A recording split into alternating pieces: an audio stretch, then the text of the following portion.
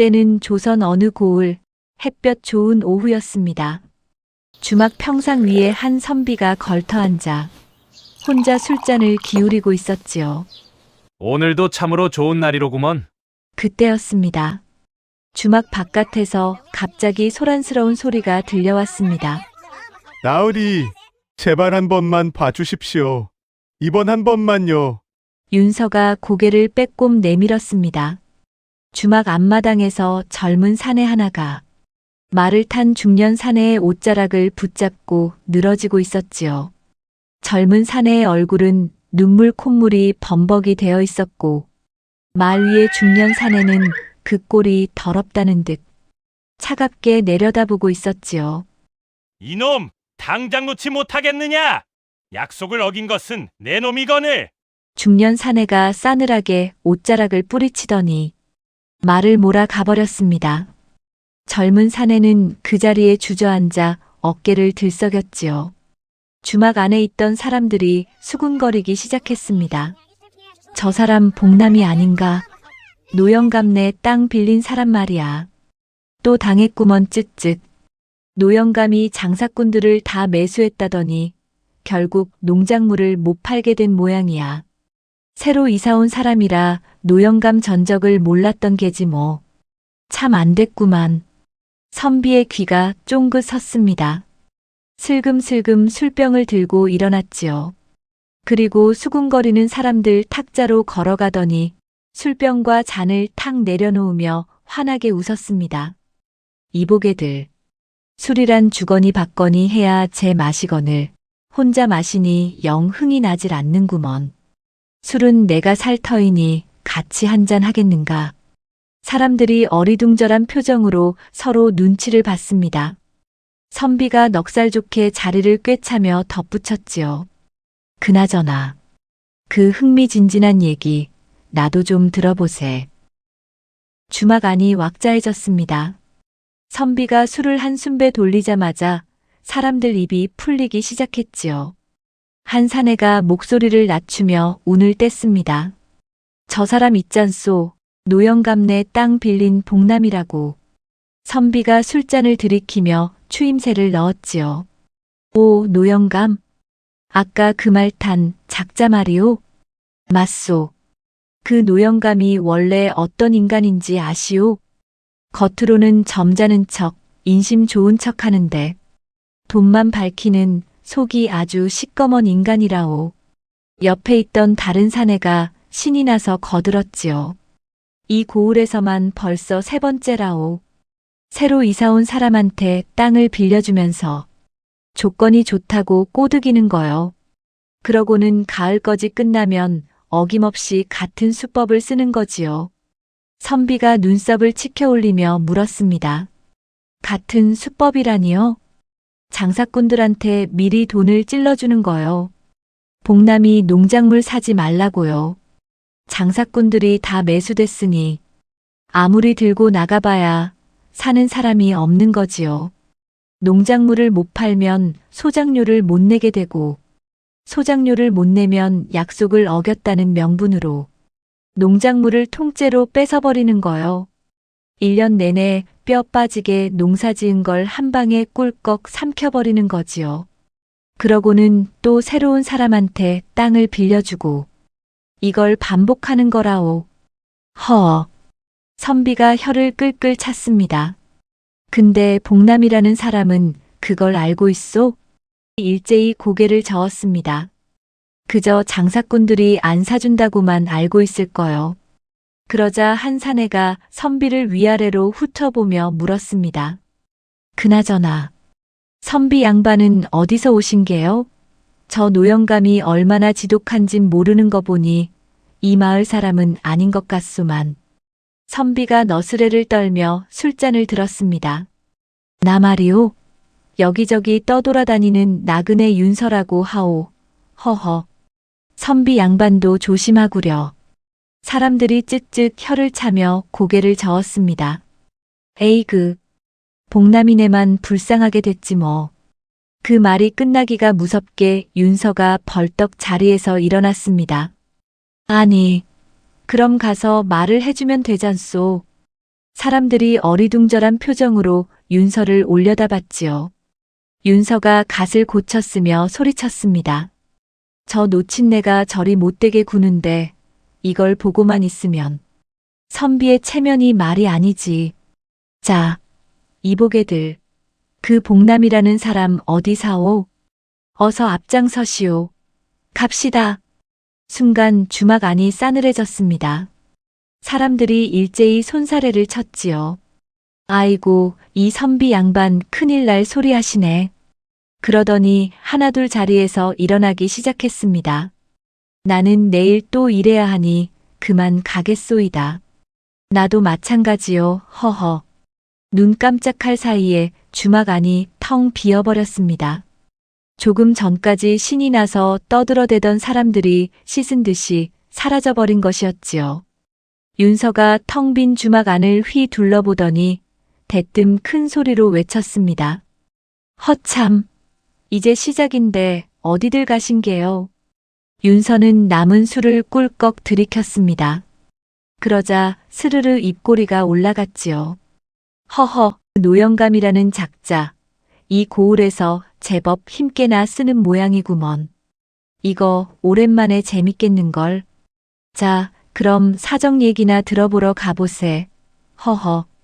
윤서는 갓을 삐딱하게 고쳤으며 자리에서 벌떡 일어섰습니다. 마을 어귀를 어슬렁거리다 보니 금세 복남네 집이 눈에 띄었습니다. 마당에 농작물이 산더미처럼 쌓여 있었거든요. 윤서는 대문 앞에서 목을 가다듬고는 안을 향해 큰 소리로 소리쳤지요. 이보게, 지나가는 나그네 올시다. 길을 걷다 보니 배가 출출해서 그러는데 먹을 것 좀 얻어먹을 수 있겠소? 잠시 후 복남이 나왔습니다. 눈이 벌겋게 부어 있었지요. 윤서를 위아래로 훑어보더니 고개를 꾸벅였습니다. 들어오시지요. 잠시 후 복남이 감자 2알을 소반에 올려 내밀었습니다. 당장 드릴 게 이것밖에 없습니다요. 보잘것 없지만 욕이나 하시지요. 윤서가 감자를 받아들었습니다. 살림이 넉넉지 않아 보이는데도 선뜻 내미는 손이 따뜻했지요. 윤서가 감자를 한 입 베어 물었습니다. 뜨끈하고 담백했지요. 자네는 내일 당장 전 재산을 뺏길 판인데도 저녁 끼니를 내어주는 심성 고운 사람이구먼. 윤서가 나직이 중얼거렸습니다. 이런 사람이 억울하게 당하는 건 내두고 볼 수가 없지. 게다가 나는 빚지고는 못 사는 사람이라. 허허. 자, 내가 나서야겠군.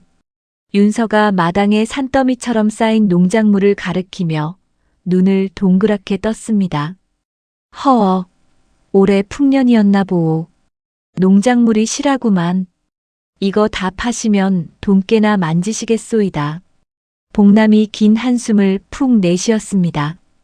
풍년이긴 한데요. 팔 수가 없습니다요. 팔 수가 없다니? 그게 무슨 말이오? 복남이 주먹으로 무릎을 탁 쳤습니다. 장사꾼이란 장사꾼은 다 찾아다녔습니다요. 이 고을 장사꾼, 옆 고을 장사꾼, 발에 물집이 잡히도록 찾아다녔는데 하나같이 못 사겠다며 고개를 젓는 겁니다요. 도대체 왜 그러는지 영문도 모르겠고 복남의 목소리가 떨리기 시작했습니다. 소장료 낼 날은 닷새밖에 안 남았고 이러다간 정말 큰일 나게 생겼습니다요. 윤서가 고개를 끄덕이며 물었지요. 소장료를 못 내면 어찌 되오? 그러자 복남이 눈물을 글썽였습니다. 노영감이 농작물을 통째로 가져간다 했습니다요. 봄부터 여름 내내 이 농사 하나 믿고 온 가족이 뼈 빠지게 일했는데요. 저 농작물을 다 뺏기면 저희 식구는 뭘 먹고 산단 말입니까? 마루 끝에서 순이가 아이 둘을 꼭 끌어안고 있었습니다. 5살짜리 막내가 영문도 모른 채 어미 치마폭을 잡고 눈만 껌벅이고 있었지요. 윤서는 말없이 그 모습을 바라봤습니다. 그러다 쌓여있는 농작물을 천천히 바라보더니 툭 한마디를 던졌지요. 농작물이 이리 실한데 곧 임자가 나타나지 않겠소? 너무 걱정하지 마시게. 그리고 자리에서 일어나며 빙긋 웃었습니다. 감자 잘 먹었소이다. 내 이 은혜는 곧 갚겠소이다. 걸음을 옮기며 윤서가 나직이 중얼거렸습니다. 노영감이라는 작자. 일단 한번 만나봐야겠군. 해가 뉘엿뉘엿 넘어가고 있었지요. 황금빛으로 물든 들판 위로 가을 바람이 솔솔 불어왔습니다. 이튿날 아침이었습니다. 윤서는 노영감 집 앞에 나타났지요. 크고 번듯한 기와집이었습니다. 높은 담장의 단단한 대문, 마당 안에서 하인들이 바삐 움직이는 소리가 담장 너머로 새어나왔지요. 윤서는 대문 앞에서 멈춰 섰습니다. 그러곤 천천히 목을 길게 빼고 담장 안을 기웃기웃 들여다보았지요. 발끝을 세워보기도 하고 담장 틈새로 눈을 들이밀어 보기도 했습니다. 입가엔 실실 웃음이 걸려 있었지요. 그때였습니다. 대문이 열리더니 노영감이 불쑥 나타났습니다. 비단 도포에 갓을 반듯하게 눌러쓴 차림이었지요. 두 사람의 눈이 딱 마주치자 노영감이 미간을 찌푸리며 위아래로 훑어보았습니다. 어험, 보아하니 밥 얻어먹으러 온 거지는 아닌 것 같고 뉘신데 남의 집을 이리 들여다보고 계신 게요? 윤서가 희죽 웃으며 허리를 굽혔습니다. 아이고, 이 고을 노영감 어른이시오? 저는 한양 윤씨 가문 자제 윤서라 하오이다. 아버님께서 이조판서 대감이시지요. 인사권을 꽉 쥐고 계신다오. 허허. 이 고을을 지나가는 길에 노영감님이 워낙 덕망이 높으시다고 소문이 자자하여 인사나 여쭐까 했지요. 말은 공손했지만 눈은 달랐습니다. 노영감의 표정이 어떻게 바뀌는지 윤서는 슬그머니 살피고 있었지요. 한양 윤씨 가문의 이조 판서라는 말에 노영감의 눈빛이 달라졌습니다. 미간의 주름이 스르르 풀리더니 입꼬리가 슬쩍 올라갔지요. 들어오시구려. 차 한 잔 대접하겠소이다. 윤서가 속으로 피식 웃었습니다. 사랑채에 마주 앉자 하인이 차를 내왔습니다. 윤서는 찻잔을 받아 한 모금 들이키며 슬쩍 노영감을 훑었지요. 앉은 자세, 찻잔을 드는 손놀림, 눈이 머무는 곳. 윤서의 시선이 조용히 방 안을 한 바퀴 돌았습니다. 그저 짐짓 태연하게 찻잔을 내려놓으며 말했지요. 허허, 차 맛이 참으로 좋습니다. 청나라 차 아니오이까? 노영감이 짐짓 무심한 척 소매를 여몄습니다. 늘 마시는 것이오. 윤서가 찻잔을 두 손으로 감싸주며 천장을 슬쩍 올려다봤습니다. 그리고 나서 흥에 겨운 듯 시 한 소절을 읊조렸지요. 청사는 나를 보고 말없이 살라하고 창공은 나를 보고 티없이 살라하네. 그러곤 노영감 쪽으로 고개를 돌렸습니다. 어르신도 시 한 편 들려주시지요. 소인, 어르신한테 한 수 배우고 싶소이다. 허허. 노영감이 헛기침을 했습니다. 기대가 큽니다, 어르신. 노영감이 허리를 고추 세웠습니다. 식은땀이 삐질삐질 흘렀지요. 입술은 달싹달싹, 눈은 이리저리 헤매고 이러다간 날이 샌다 해도 단 한 소절도 듣지 못할 것 같아. 윤서가 찻잔을 들며 재빠르게 화제를 돌렸지요. 그나저나 어르신, 어려서부터 수불석권 하신 겁니까? 노영감의 눈이 순간 흔들렸습니다. 수불? 에험, 내가 귀가 어두워서 말이오. 뭐라 하셨소?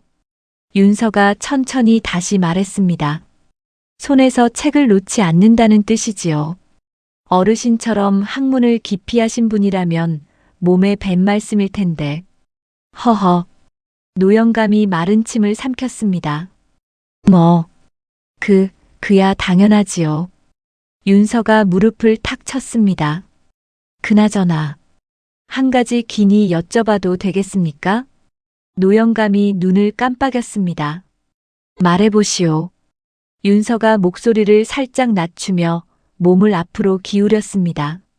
소문에 듣자 하니 땅을 빌려주고 1년치 농작물을 싹 걷어들이는 방법이 있다고 하던데요. 워낙 영리하신 분이라 하니 소인 그 방법을 전수받고 싶소이다. 허허. 노영감의 표정이 순식간에 바뀌었습니다. 아까까지 쩔쩔매던 사람이 맞나 싶을 정도로 눈에 생기가 돌았지요. 허허. 그거야 뭐 어렵지 않지요. 노영감이 목소리를 낮추며 말을 꺼냈습니다. 농작물 걷어들이는 법, 소작인 다루는 법, 시장 장사꾼을 매수해서 곡식값을 조작하는 법까지 줄줄줄 쏟아졌지요. 윤서는 고개를 끄덕이며 들었습니다. 오, 그렇군요. 허허, 역시 어르신은 다르십니다. 맞장구를 치면서요. 그러다 윤서가 슬며시 물었습니다. 그럼 그 소작농들은 어찌 됩니까?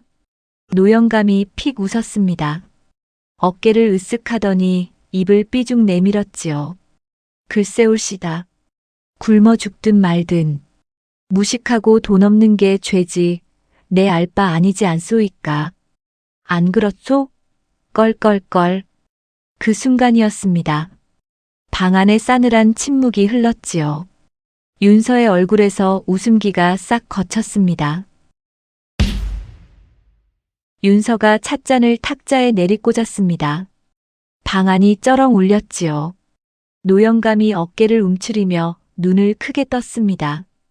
윤서가 자리에서 벌떡 일어섰지요. 내 이놈. 듣자 하니 가관이구나. 내 놈은 부끄러움을 모르는 것이냐. 목소리가 방 안을 가득 채웠습니다.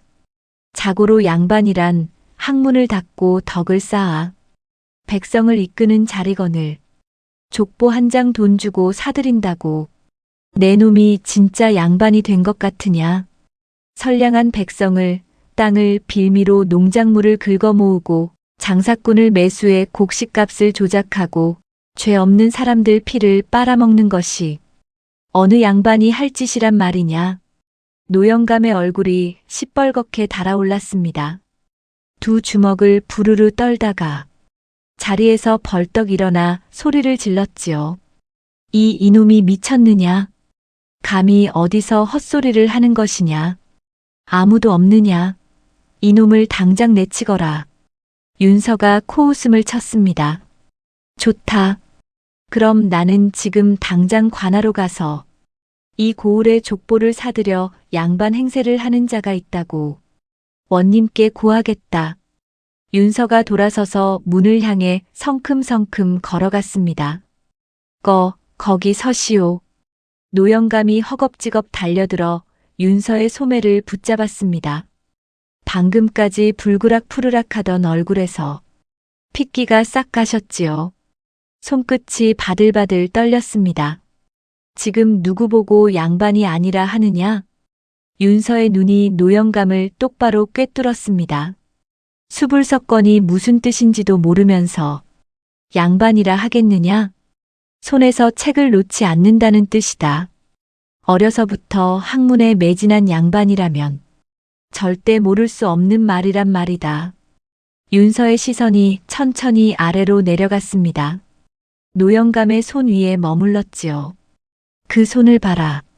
굳은 살이 박히고 두툼하고 거칠어진 그 손을 보란 말이다. 오랜 세월 장터에서 저울 들고 집 날라 다져진 손이란 게지. 그뿐이더냐. 양반과 자제라면 어릴 때부터 찻잔 드는 법, 앉는 자세 하나까지 몸에 배도록 익히는 법이거늘. 내 놈의 손놀림과 앉은 품새는 어찌 그리 어색하단 말이냐. 어려서부터 글 공부만 해온 선비의 손이 양반가에서 나고 자란 사람의 몸가짐이 이럴 수가 있겠느냐. 윤서가 한 발 더 다가섰습니다. 족보는 돈으로 살 수 있지. 허나 행실과 언행은 속일 수가 없느니라. 노영감의 얼굴이 새하얗게 질렸습니다. 그 자리에서 스르르 무릎이 꺾이더니 두 손을 짚고 넙죽 엎드렸지요. 나으리, 죽을 죄를 지었습니다. 한 번만 봐주십시오.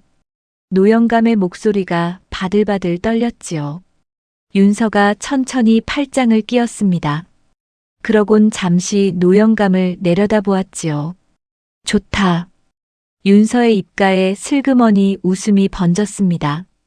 자, 그럼 복남이한테 어떤 짓을 했는지 낱낱이 고해보거라. 윤서와 노영감은 마주 앉았습니다. 노영감은 땅속으로 꺼져 들어갈 것처럼 자세를 잔뜩 낮추고 있었지요. 윤서의 눈은 고사하고 찻잔조차 똑바로 바라보지 못한 채 손만 만지작거렸습니다. 한참 만에 노영감이 입을 열었지요. 사실은 소인 장사로 제법 돈을 모았습니다. 돈을 두둑히 쥐어주고 양반 족보를 하나 샀습니다요. 그리고 아무도 모르는 이 고을까지 흘러들어왔지요. 방 안에 잠시 침묵이 흘렀습니다. 윤서가 천천히 입을 열었습니다. 그래서 억울했느냐? 신분 때문에 멸시받고 무시당하고 사람 취급 못 받은 게 억울하고 분하였느냐? 노영감이 눈시울을 붉히며 고개를 끄덕였습니다. 윤서가 조용히 말을 이었지요. 그랬으면서 그 억울함을 고스란히 복남이한테 얹었구나. 노영감의 얼굴이 굳었습니다. 신분 때문에 짓밟히는 게 얼마나 서러운지 누구보다 잘 알면서 똑같이 힘없는 사람 위에 올라타 땅을 빌미로 농작물을 긁어 모으고 굶어 죽든 말든 내 알 바 아니라 한 것이냐? 윤서가 노영감을 똑바로 바라보았습니다. 이런 불쌍한 사람을 봤나? 노영감이 고개를 푹 숙였습니다. 두 눈에서 눈물이 툭 떨어졌지요. 죽을 죄를 지었습니다. 나으리, 제발 한 번만 용서해 주십시오. 윤서는 한동안 말이 없었습니다. 그럼 복남이네는 어찌 처리할 것이냐? 노영감이 고개를 번쩍 들었습니다. 팔지 못한 농작물은 한 톨도 빠짐없이 소인이 후한 값을 쳐서 사겠습니다요. 윤서가 팔짱을 끼고 노영감을 내려다보았습니다. 그것뿐이냐? 노영감이 눈을 깜빡였습니다. 그러면 소인이 뭘 더 해야 할깝쇼? 복남이네가 그동안 얼마나 마음고생이 심했겠느냐. 그 보상은 해야 하지 않겠느냐. 노영감이 머뭇거렸습니다. 보상이라 하시면 그 땅 복남이한테 내어주거라. 노영감의 눈이 커졌습니다. 아니, 그 땅은 제 것입니다. 나으리. 윤서가 빙긋 웃었습니다.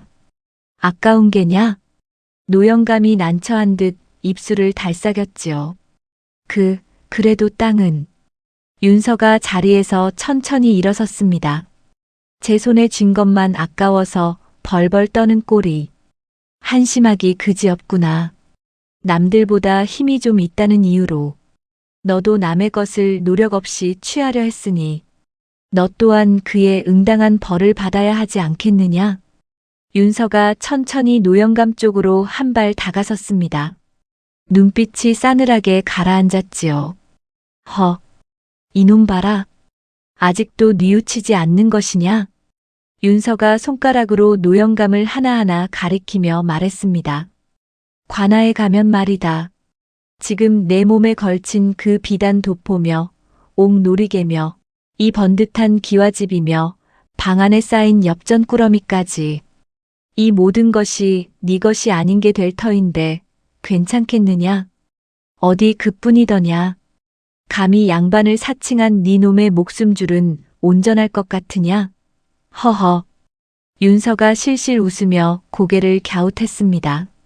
그런데 그깟 땅 쪼가리 하나가 그리 대수더냐? 노영감의 얼굴이 사색이 돼서 한참을 떨다가 이내 어깨가 축 처졌지요. 알겠습니다. 나으리. 복남이에게 땅을 넘기겠습니다요. 윤서가 천천히 고개를 끄덕였습니다. 각서로 쓰거라. 말이란 게 나중에 바람처럼 사라지는 법이니까. 노영감이 부들부들 떨리는 손으로 붓을 들었습니다. 이렇게 해서 각서 한 장이 완성됐지요. 그 종이 한 장이 얼마나 무거웠는지 노영감의 손은 한참 동안 떨림을 멈추지 못했습니다. 윤서가 자리에서 일어서며 사랑채 문을 열고 너스레를 떨며 덧붙였습니다. 나는 술이나 한 잔 걸쳐야겠네. 내일 다시 올 터이니 자네는 지금 당장 복남이네로 가서 깔끔하게 정리하고 오거라. 윤서가 콧노래를 흥얼거리며 노영감 집 대문을 나섰습니다.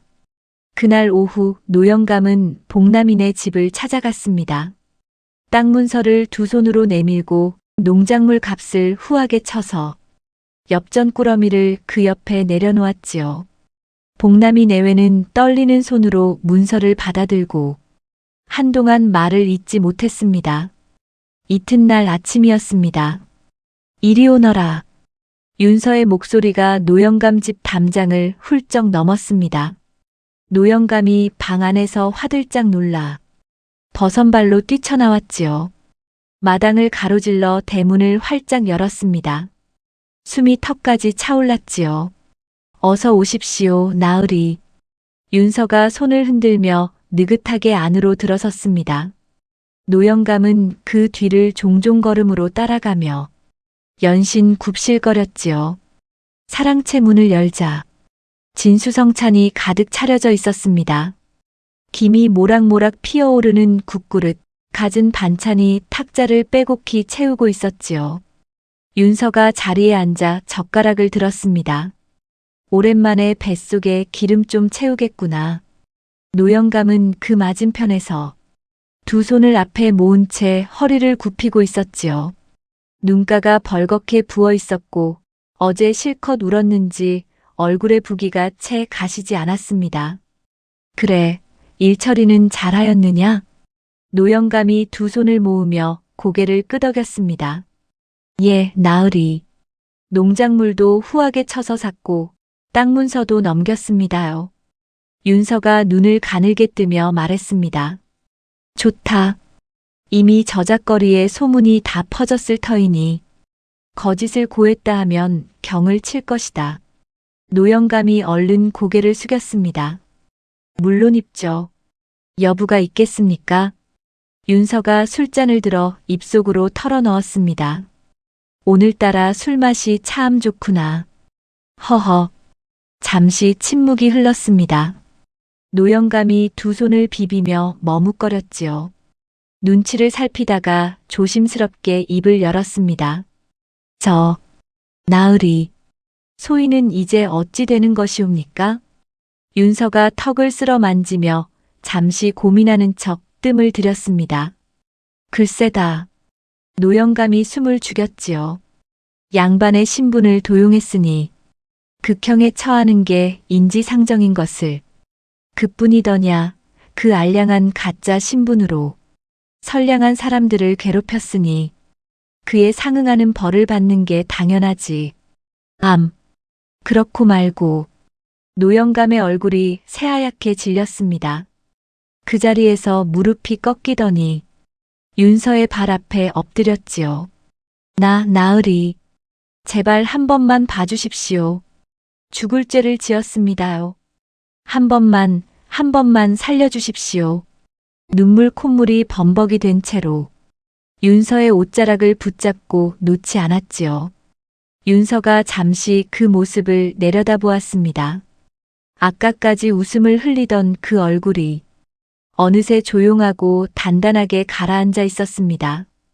이복에 노영감이 눈을 깜빡였습니다. 아까와 말투가 달랐거든요. 반말도 아니고 존댓말도 아닌 처음 듣는 말투였지요. 내 자네에게 기회를 주려 하네. 노영감이 고개를 들었습니다. 기회라 하시면. 윤서가 노영감을 똑바로 바라보았습니다. 진짜 양반으로 살 수 있는 기회 말일세. 방 안이 조용해졌습니다. 윤서가 천천히 말을 이었습니다. 자네 말대로 신분이 낮다는 이유로 사람 취급을 못 받았다 하지 않았는가. 그 서러움, 내 모르는 바 아닐세. 평생 피땀 흘려 읽어놓은 것들이 신분 하나 때문에 아무것도 아닌 게 되는 것이 얼마나 억울하고 분한 일이겠는가. 노영감의 눈가가 서서히 붉어졌습니다. 윤서가 잠시 말을 끊었습니다. 허나 말일세. 족보가 있다고 양반이 되던가, 돈이 많다고 존경을 받던가, 자네는 신분 때문에 멸시를 당했다 하면서 똑같이 힘없는 사람들 위에 올라타 그 서러움을 고스란히 되갚았지. 그것이 자네가 그토록 바라던 양반의 삶이었던가. 노영감이 고개를 들지 못했습니다. 두 손이 무릎 위에서 떨렸지요. 윤서가 말을 이었습니다. 저 마을 사람들을 보게나. 양반도 아니고 돈도 없지. 허나 저들은 매일 새벽 논으로 나가 땀을 흘리며 열심히 살아가고 있지 않은가. 자네한테는 돈이 있네. 그 돈으로 저들을 짓밟을 수도 있고 저들과 더불어 살아갈 수도 있지. 윤서가 노영감을 똑바로 바라보았습니다. 베풀게나. 가뭄이 들면 곳간 문을 열어 마을 사람들이 배를 골치 않게 돌보게나. 혼례나 상례에 어려운 이웃이 있으면 힘을 보태주게나. 그리하면 족보 따위 없어도 저 마을 사람들이 자네를 진심으로 존경하게 될 것이네. 언젠가 자네에게 어려운 상황에 닥치게 되면 그땐 저들이 자네에게 힘이 되어줄 거네. 그렇게 더불어 살아가야 하지 않겠는가. 윤서가 잠시 말을 멈추었습니다. 그것이 진짜 양반일세. 노영감의 눈에서 눈물이 왈칵 쏟아졌습니다. 한동안 어깨를 들썩이며 흐느끼다가 이윽고 떨리는 목소리로 입을 열었지요. 소인이 잘못했습니다. 신분 때문에 서럽다 하면서 저보다 약한 사람들한테 똑같이 했으니 부끄럽습니다. 나으리. 복남이한테도 마을 사람들한테도 진심으로 사죄하겠습니다요. 가뭄이 들면 곳간을 열겠습니다. 어려운 이웃이 있으면 모른 척하지 않겠습니다요. 목소리가 바들바들 떨렸지요. 윤서가 그 모습을 가만히 바라보았습니다. 한참 만에 천천히 자리에서 일어섰지요. 잘 생각했네. 윤서가 문을 향해 걸어가다 문지방에서 한 번 더 멈췄습니다. 그러곤 뒤도 돌아보지 않고 짐짓 태연하게 한마디를 던졌지요. 물론 그렇지 않으면 말이야. 그때는 진짜로 관아에 끌려가서 고초를 겪게 될 것이니 알아서 하게나. 허허. 그러다 문득 손을 탁 치더니 돌아섰습니다. 아, 맞다. 이보게. 이 가난한 선비가 다시 먼 길을 떠나려 하는데 주머니가 텅 비어버렸지 뭔가. 이 젊은 유생이 세상 이치를 깨닫기 위해 긴 유랑길에 올랐는데 그깟 돈 몇 푼 때문에 차질이 생기면 안 되지 않겠는가. 영감이 힘을 좀 보태시는 게 어떠하시겠소? 허허. 노영감이 눈을 껌뻑이다 입을 열었습니다. 그러면 얼마나 드려야 할깝쇼? 윤서가 희죽 웃으며 말했지요. 어이, 이 사람도 참. 그거야 많으면 많을수록 좋지 않겠는가?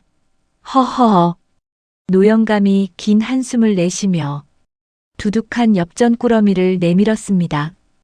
윤서가 손으로 묵직한 무게를 달아보더니 흡족한 듯 고개를 끄덕였습니다. 엽전꾸러미를 품 안에 쏙 집어넣으며 실실 웃으며 말을 이었지요. 그리고 말이야. 내 이 유랑을 마무리할 때쯤 다시 돌아와서 약속을 잘 지키고 있는지 확인을 할 터이니 긴장을 늦추지 말게나.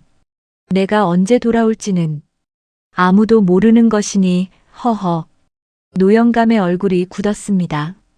방금 전까지 안도했던 그 표정이 순식간에 굳어버렸지요. 발걸음 소리가 마루를 지나 대문 밖으로 멀어져 갔습니다.